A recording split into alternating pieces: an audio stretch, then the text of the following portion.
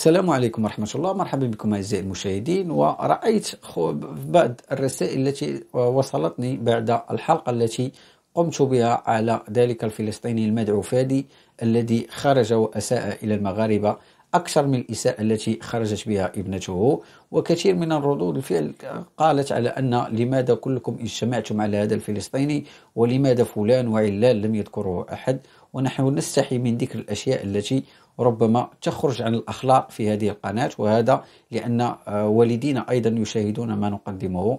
فلذلك هنا رد واضح وصريح على تلك الرسائل، وهو أن هذه القناة وأنا شخصيا ضد أي شخص يسيء إلى المغرب أينما كان، أن يكون فلسطيني، أن يكون إسرائيلي، أن يكون سفير إسرائيل، أن يكون وزير إسرائيلي، أن يكون سعودي، أن يكون أمريكي، أن يكون اختر له أي جنسية في هذا العالم، فأنا ضده وأطالب بطرده إذا أساء إلى المغرب وإلى المغاربة وإلى مقدسات المغاربة.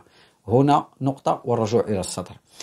الكثير من الأشخاص يقولون على أن هذا الفلسطيني أنتم عملتوا ضجة حوله وتريدون طرده، ولماذا لم تطردوا السفير الإسرائيلي، ولماذا لم تطردوا فلان. أنا ليس لدي إمكانيات لأطرد أي أحد، هذا أولا. ثاني شيء، وأنا أقدم رأيي الشخصي وهو واضح وضوح الشمس. أي إنسان من أي جنسية في هذا الكوكب يقوم بالإساءة إلى المغربية والإساءة إلى المغربية والإساءة إلى الدولة المغربية والإساءة إلى المقدسات المملكة المغربية، فأنا ضده وأطالب بطرده. هنا الأمور واضحة تماما، نحن لا نتخبى أمام أي أحد ولم نظلم أي أحد. كل ما رأيت أن الفلسطيني أساء إلى المغرب وقلت على أن يجب طرده، وهذا أمر واضح. وإذا خرج شخص آخر من أي جنسية في العالم يتعدى ويعتدي بالألفاظ أو بأشياء أخرى على المغربي والمغاربة أو المغربيات، فأنا سأخرج أيضا وأطالب بطرده إذا كان يعيش معنا هنا في المغرب.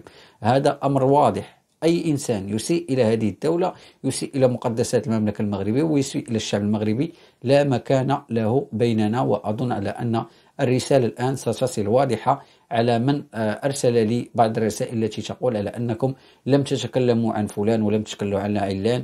كل ما هنالك أن الفلسطيني أخطأ، فإذا بكم تخرجون عليه بتلك الهجمة الشرسة لكي تطردوه من بلادكم. وأنا أقول على أننا ضد أي شخص يقوم بالإساءة إلى هذا الوطن. والسلام عليكم ورحمة الله وبركاته.